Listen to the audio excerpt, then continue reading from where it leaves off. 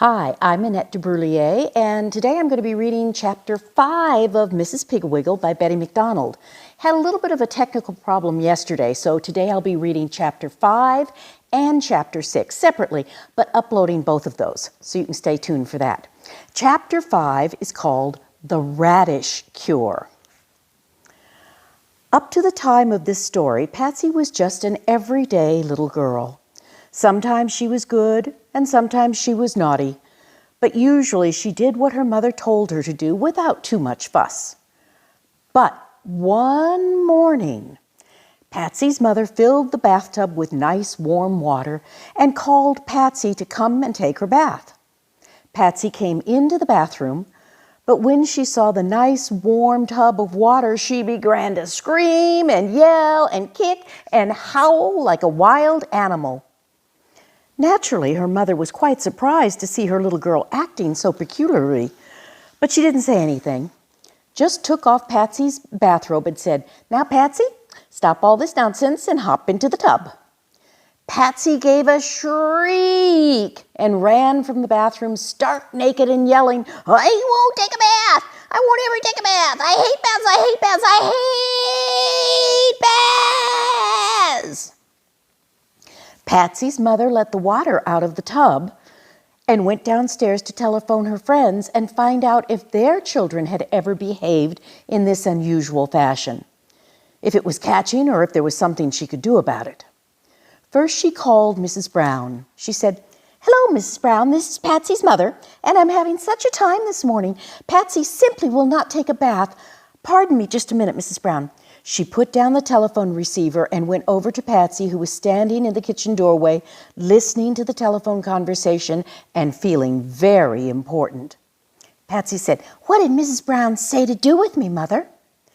Patsy's mother said, "She hasn't told me anything yet, but while I am finding out, you had better march right upstairs and get dressed, and then you can go over and pick up that messy, sticky, pasty work you left all over your room last night. Don't come downstairs until every single thing is put away." Patsy's mother picked up the telephone, and Mrs. Brown said, "Oh, I'm sorry, but I cannot offer any suggestions because our little Prunella just adores to bathe. Perhaps Mrs. Grotto could help you." So Patsy's mother called Mrs. Grotto. She said, "Hello, Mrs. Grotto. I just called to ask if you could help me with my Patsy. She won't take a bath, and I'm at my wit's end." Mrs. Grotto said, "Well, frankly, I don't know what to suggest because our little Paraphernalia simply worships her bath. Of course, Paraphernalia is a quite remarkable little child. Why, Thursday afternoon she said—" "Yes, I know," said Patsy's mother quickly. "Goodbye, Mrs. Grotto. Thank you anyway." Then Patsy's mother called Mrs. Broomrack. "Good morning, Mrs. Broomrack," she said a little too brightly. "I wonder if you could do me a favor?" "Why, of course, dear, of course," said Mrs. Broomrack. "Well," said Patsy's mother, "this morning for the first time in her life, our little Patsy won't take a bath. The very idea seems to make her hysterical, and I don't know what to do." Mrs. Broomrack said, Why, you poor dear, all alone in that big house with that unmanageable child? Personally, I don't know what to say because our little Cormorant looks so forward to taking a bath. Bathing is his favorite pastime. In fact, sometimes we can't get him out of the tub." "Well, why don't you just let him stay in then?" said Patsy's mother. "Because he might drown," said Mrs. Broomrack. And here is a picture of Patsy's mother calling all the different mothers and the children in their bathtubs. "Well," said Patsy's mother as she hung up the phone. By this time, she was feeling rather depressed because it seemed that bathing was the most popular indoor sport with every child in town but her own dirty little girl. In desperation, she decided to call Mrs. Piggle. She should know about children, thought Patsy's mother. She certainly has her house crawling with them day and night. It was certainly fortunate for Patsy's mother that she thought of Mrs. Piggle, because although Mrs. Piggle has no children of her own and lives in an upside-down house, she understands children better than anybody in the whole world. She is always ready to stop whatever she is doing and have a tea party. She is glad to have children dig worms in her petunia bed. She has a large trunk full of scraps for doll clothes and another trunk full of valuable rocks with gold in them. She is delighted to have children pick up and look at all the little things which she keeps on her table and when Hubert Prentice dropped the glass ball that snowed on the children, when she looked at it, she said, "Oh, heavens! Hubert, don't cry. I'm so glad this happened. For years and years I have wanted to know what's inside that ball." Mrs. Piggle takes it for granted that you will want to try on her shoes and go wriggling around on the high heels, which is probably why she was not at all surprised when Patsy's mother told her about the bath. "I suppose we all come to it sooner or later," she said. "Well, from my experience, I would say that the Radish Cure is probably the quickest and most lasting." "The Radish Cure?" said Patsy's mother. "Yes," said Mrs. Piggle.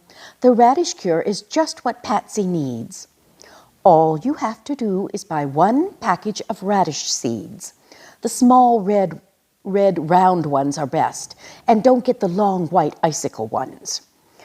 Then let Patsy strictly alone, as far as washing is concerned, for several weeks. When she has about a ½ inch of rich black dirt all over her, and after she is asleep at night, scatter radish seeds on her arms and head. Press them in gently, and then just wait. I don't think you will have to water them much because we are in the rainy season now, and she probably will go outdoors now and then. When the little radish plants have 3 leaves, you may begin to pull the largest ones. Oh yes, Patsy will probably look quite horrible before the Radish Cure is over, so if you find that she is scaring too many people or her father objects to having her around, let me know and I will be glad to take her over here. You see, all of my visitors are children, and dirt doesn't frighten them." Patsy's mother thanked Mrs. Piggle very much for her kind advice, and then called up Patsy's father and told him to bring home a package of radish seeds, early red globe type, she thought that they were called. The next morning she didn't say one single word to Patsy about a bath, and so Patsy was sweet and didn't act like a wild animal. The next day was the same, and so was the next, and the next. When Sunday came, Patsy was a rather dark, blackish gray color, so her mother suggested that she stay home from Sunday school. Patsy's father, who by this time had been told of the Radish Cure, didn't say anything to Patsy about washing, but he winced whenever he looked at her. By the end of the 3rd week, they had to keep Patsy indoors most of the time because one morning she skipped out to get the mail and the postman, on seeing her straggly, uncombed, dust-caked hair and rapidly forming layer of topsoil on her neck, face, and arms, gave a terrified yell and fell down the front steps. Patsy seemed quite happy, though.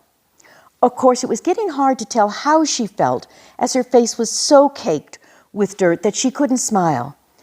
And she talked like this. I am Effie, and I don't ask. She also had to take tiny little bites of food because she couldn't open her mouth more than a crack. Naturally, her father and mother had to stop any friends in to visit, except in the evening when Patsy was in bed, and even then they were not at all comfortable for fear Patsy would wake up and call, "Bring me a drink of water, Daddy."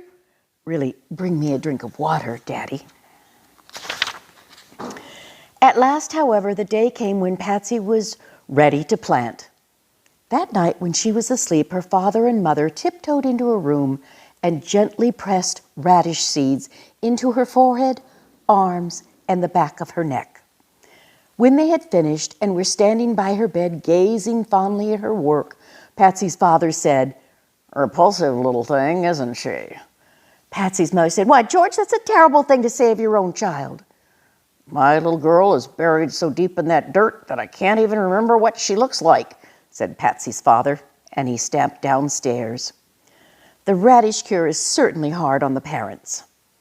Quite a few days after that, Patsy woke up one morning, and there on the back of her hand, and in fact on back of both hands, and on her arms, and on her forehead, were green leaves.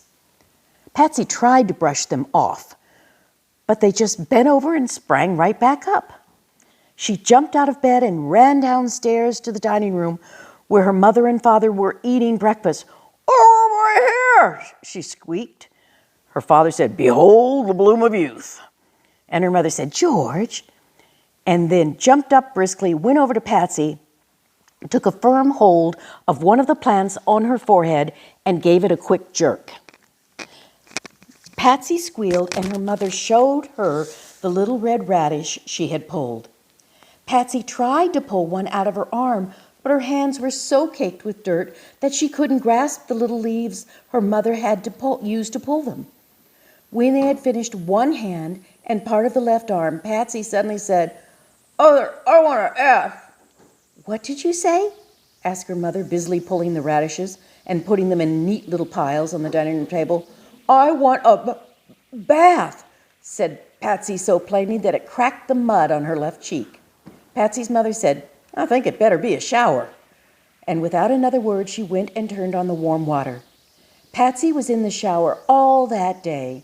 She used up 2 whole bars of soap, and she didn't even come out for lunch. But when her father came home for dinner, there she was, waiting for him at the door, clean, sweet, and smiling. And in her hand, she had a little plate of little red radishes. And that's the end of Chapter 5, The Radish Cure of Mrs. Piggle. In just a few minutes, I'll start another recording and I'll do Chapter 6.